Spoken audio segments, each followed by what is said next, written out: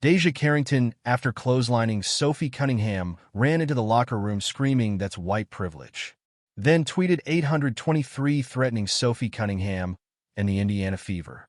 Deja Carrington now comes out and clarifies what she means when she says white privilege for the Indiana Fever. With 2 minutes left in the first quarter, Deja Carrington just slapped the dog out of Sophie Cunningham. Sophie pops up, she's obviously upset. Deja says, "Try me. Look at Stephanie White, look at her face. This is obviously a flagrant foul by the letter of the law you got to call a flagrant. That girl needs to be thrown out the league. She's not even a good enough player to be bringing this type of drama." Deja Carrington thought the internet needed a lesson after being kicked out of a game. 2 sentences straight out of the locker room, neither an apology nor an explanation. White privilege. Days later, she's still defending that post, retracting it, providing clarification, and debating with almost anyone who dares to disagree. This has become a complete mess, the most bizarre response we've seen from a WNBA player this season. Sophie Cunningham, otherwise known as MAGA Barbie in the WNBA, is a superstar player. One of the most famous female athletes in the world because she stood up for women in sports, saying only biological women should be allowed to play in the WNBA. For that, she is literally risking her life. This is what happened last night when she was clotheslined by a filthy, dirty player for Chicago who has a name I can't pronounce, or maybe I just refuse to do that. This is a player that has attacked Caitlin Clark, gouged her eye out, and now bloodied the face of Sophie Cunningham. As soon as she did this, she tweeted white privilege, meaning she's declaring this as a race crime. If a white woman was doing this to black women, it would be the #1 story in the world. She'd be banned from the league forever. Somehow black women are allowed to get away with this against white women. Sophie Cunningham has been one of the more vocal supporters of her Fever colleague Caitlin Clark for the whole season, going on record several times to claim that neither the league nor the officials do enough to shield Clark from physical abuse. She has criticized performance as individuals and even stated that some teams have discussed trying to teach Clark what the league truly is in their locker rooms. Cunningham has never truly concealed the fact that she is aware of it. That's assault. You can't do that. Is this just the default if you can't think or if you just don't want to take accountability for your actions? White privilege while you're wearing a bleach blonde dyed wig. What is privileged about that? You Stone Cold Steve Austin clothesline harass. The WNBA stays undefeated. They can't get out of their own way. This history clarifies why so many people saw this foul and thought there was more going on than just a challenging basketball play. Cunningham has established herself as one of the players prepared to voice concerns about Clark's treatment. Now she's the one struck in the face with a forearm drawing blood. The optics dictated themselves the moment the ejection occurred. Regardless of whether Carrington meant any of that subtext, it's concerning how far from the plot we have actually gotten.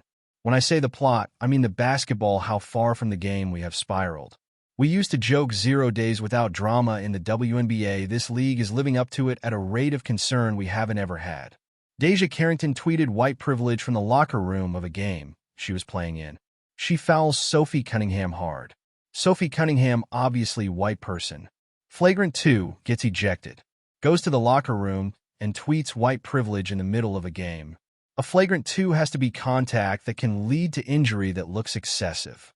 This was about as excessive as possible. If there was any evidence of white privilege, this was not it. Cunningham is not the only one who has observed the strain. When Clark was ranked 9th best guard in a league-wide player poll, legendary broadcaster Dick Vitale offered his opinion, calling it pure jealousy. After this Carrington incident, that remark took on odd significance because it was another instance of a player closely associated with Clark and Cunningham receiving physical punishment. A former teammate openly celebrates it, and the head coach gently defends the aggressor rather than the league showing sympathy. Watching that pattern makes it difficult not to question whether Vitale was correct. That is definitely going to be upgraded to a flagrant 2. Carrington targeted Cunningham because of her political stances, because of the praises she keeps receiving. She targeted her with a dirty shot that had absolutely nothing to do with basketball. After getting ejected, she runs to the locker room to play the victim card like she didn't try to take off Cunningham's head in 4K. That is a grown woman swinging on someone she disagrees with, and then screaming racism when she gets held accountable. Carrington needs to be held responsible, not just getting ejected from the game. On a fast break, Cunningham was racing down the floor, wide open, heading up for what should have been a simple layup. Instead of contesting the shot, Carrington chased from behind and struck Cunningham in the face and neck with her forearm. Cunningham fell hard to the ground. Officials went to the monitor and increased the call to a flagrant 2, which is automatically ejected under WNBA regulations. Wind-up impact follow through high injury risk and player vulnerability for a flagrant 2. Every single box was checked. Cunningham could have been injured. She was talking about try me. You already tried Sophie, you got all the samples of Sophie. This lady is unhinged right now. You were the best player for the Sky at this moment, and you decided to do this.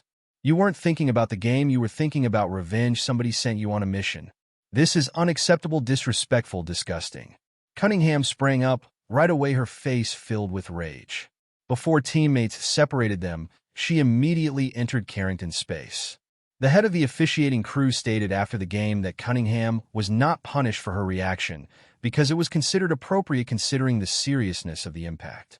The referees acknowledged in their own words that what occurred was severe enough to warrant her becoming upset. Black, white, Asian, Hispanic, don't matter, this is a flagrant, she clotheslined her. It shows the WNBA is not where they need to be professionally because this is a clothesline, it's flagrant 2. That's what makes anything Carrington said later so perplexing. Where exactly does race get into this if the officials claimed the contact was excessive and needless and Cunningham's response was entirely understandable? A player was struck across the head and neck while attempting a shot. They updated it regardless of who they are. Every player is subject to that rule. The story isn't that she got kicked out, it's that she tweeted white privilege as though because Cunningham is white, that's why she got kicked out. Carrington is definitely one of the dirtiest players in the WNBA. She scratched Caitlin Clark's eyes out, had multiple instances of chasing people down from behind, trying the same swat, and smashing them in the head. She pulled another girl's hair. This is not a skin color thing, she has a history of dirty plays.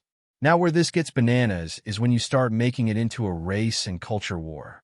Carrington went to her Threads account and posted white privilege, tagging the Indiana Fever right underneath it. At the time, there was no additional explanation, just those 2 words. Everyone saw it the same way because there is no other way to interpret that timing. Minutes after her ejection for striking a white player, white privilege appears tagging that same squad. It doesn't take a genius to make the connection.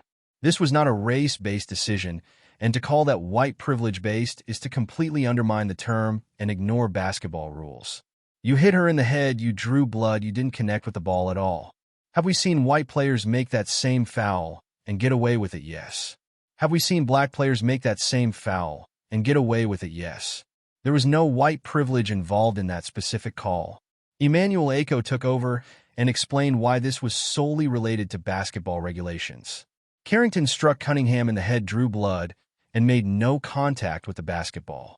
We've seen white players get away with fouls like that, and black players too.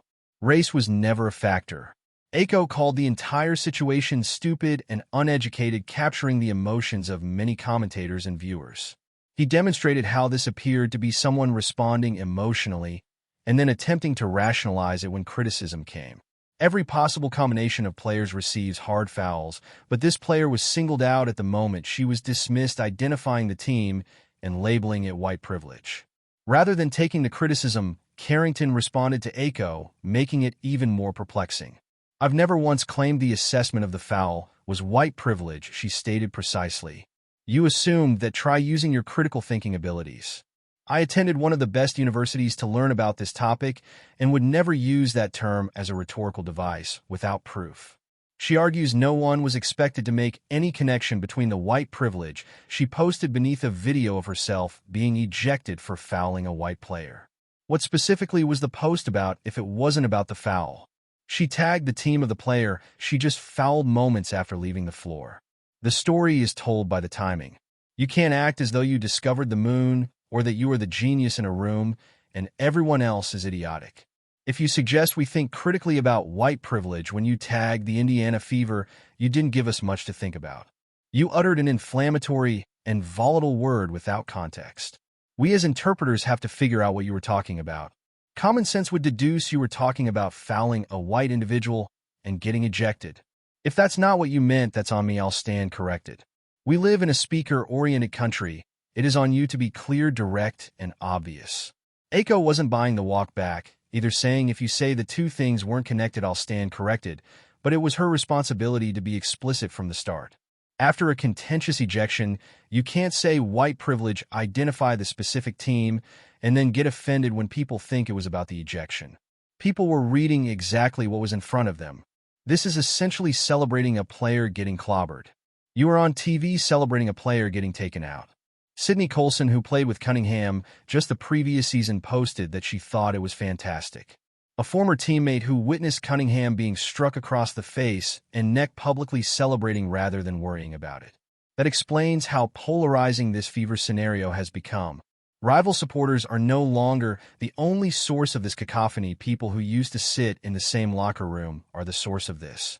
I don't think Carrington intentionally came out to get her across the neck, but it did happen, and I thought it was the right call. She's going to play her, but nobody's going to walk in for a layup.